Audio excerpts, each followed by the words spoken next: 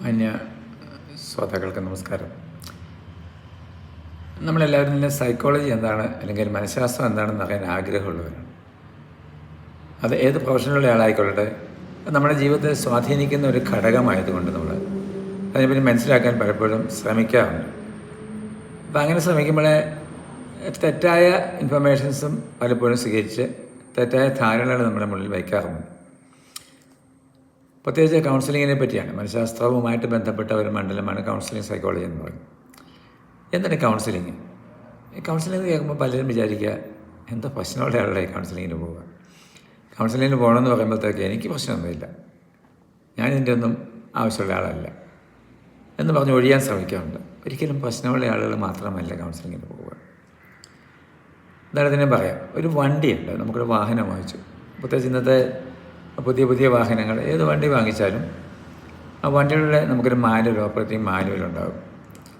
അതിനകത്ത് പ്രത്യേകമായിട്ട് പറയും, ഇന്ന അളവിൽ സർവീസ് ചെയ്തിരിക്കണം, ഇന്ന സമയത്ത് സർവീസ് ചെയ്തിരിക്കണം, ഇന്ന അളവിൽ ഓയിൽ ഒഴിക്കണം, അല്ലെങ്കിൽ ബാക്കി കാര്യങ്ങൾ മെയിൻ്റനൻസ് ചെയ്യണം. അത് കൃത്യമായൊരു സമയം പറയും.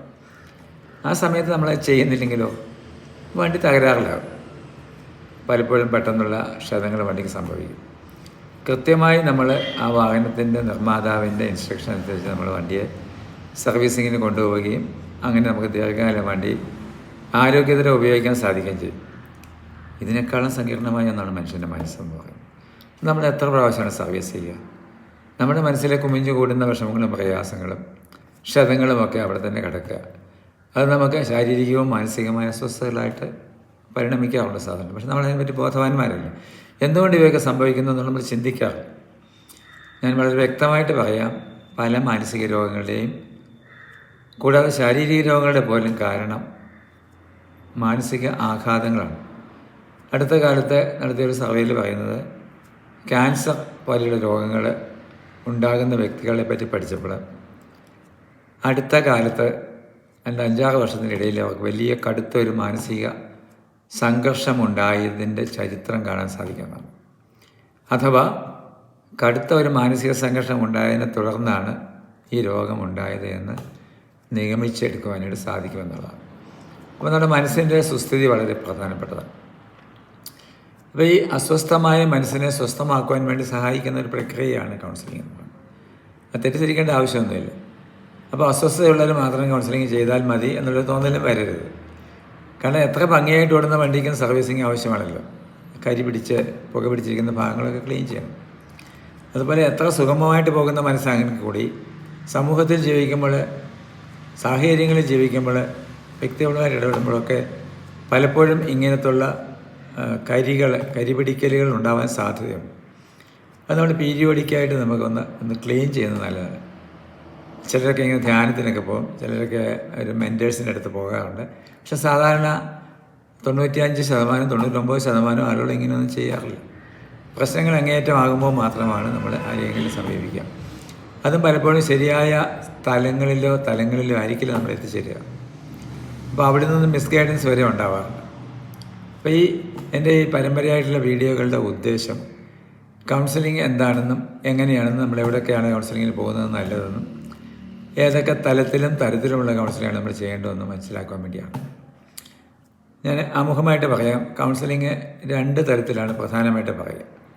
ഒന്ന് നോൺ ഡയറക്റ്റീവ് കൗൺസിലിംഗ്, രണ്ടാമത്തെ ഡയറക്റ്റീവ് കൗൺസിലിംഗ്.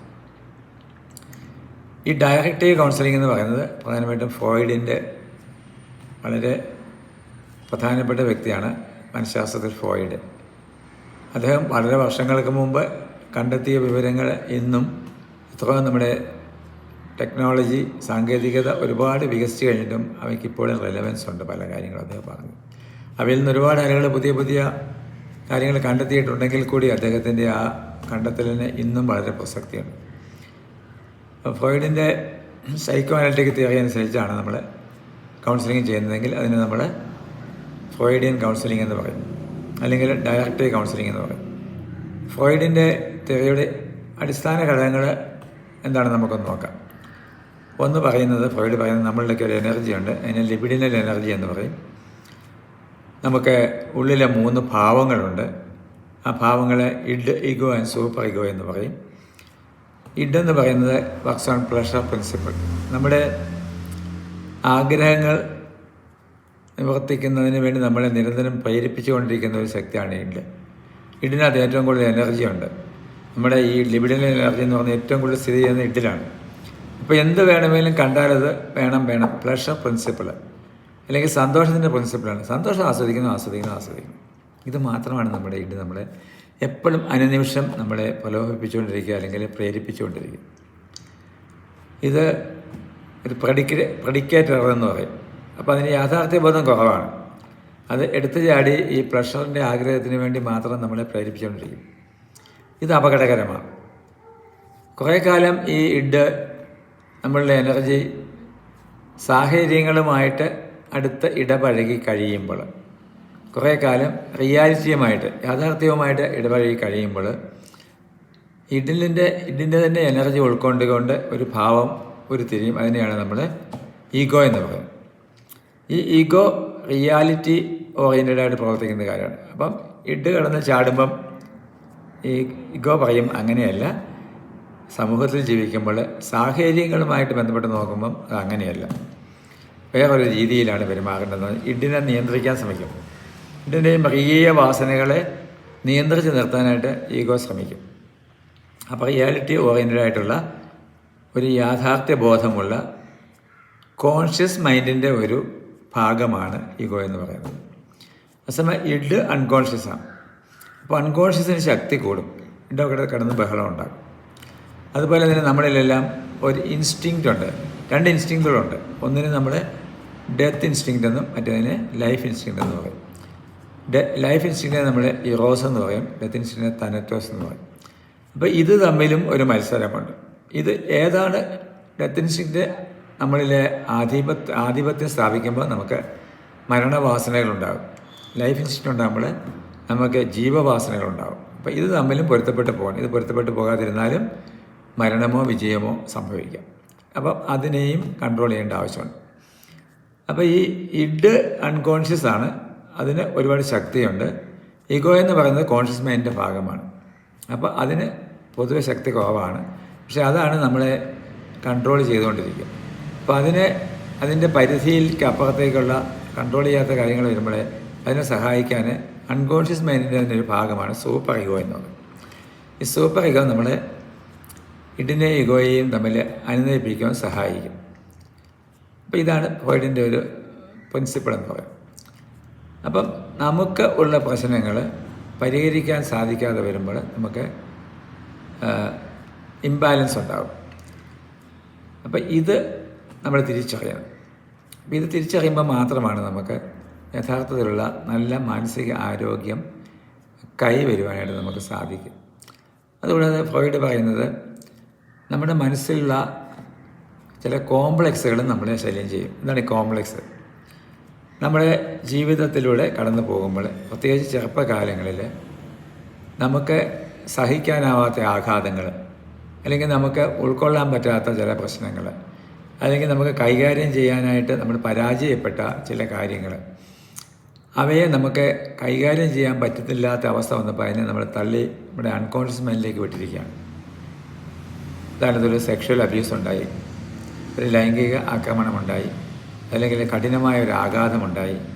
അത് ഭയങ്കരമായിട്ട് നമ്മളെ പിടിച്ചു വലിച്ചു. പക്ഷേ നമുക്കത് പരിഹരിക്കാൻ പറ്റിയില്ല. അത് നമ്മുടെ മനസ്സിൽ കിടക്കുകയാണ്. മനസ്സിനുള്ളിലേക്ക് തള്ളിവിടും. നമ്മളൊരു ബോള് വെള്ളത്തിൽ കൈകൊണ്ട് തള്ളിവിടുന്ന പോലെയാണ്.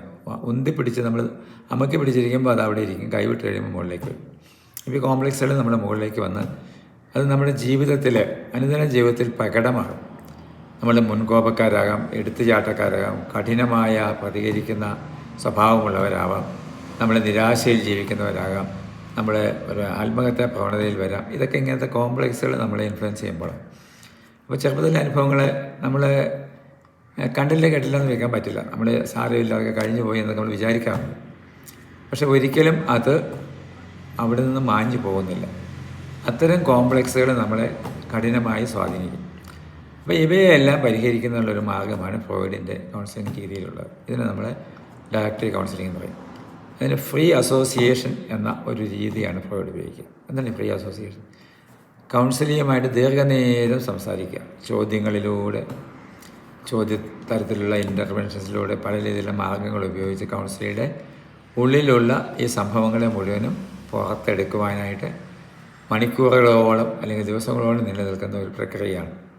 അപ്പം അങ്ങനെ ഇതിലുള്ള വിവരങ്ങൾ കണ്ടെത്തി കഴിയുമ്പോൾ കൗൺസിലർ ആ വിവരങ്ങളെ തൻ്റെ അറിവ് ഉപയോഗിച്ച് അപഗ്രഥിക്കും. അങ്ങനെ അപഗ്രഥിച്ചെടുത്ത വിവരങ്ങളെ അടിസ്ഥാനമാക്കി ഒരു തീരുമാനമുണ്ടാക്കിയിട്ട് ആ തീരുമാനത്തിനനുസരിച്ച് ഉപദേശം കൊടുക്കണം. ഇതിനെയാണ് നമ്മൾ ഡയറക്റ്റ് കൗൺസിലിംഗ് എന്ന് പറയുക.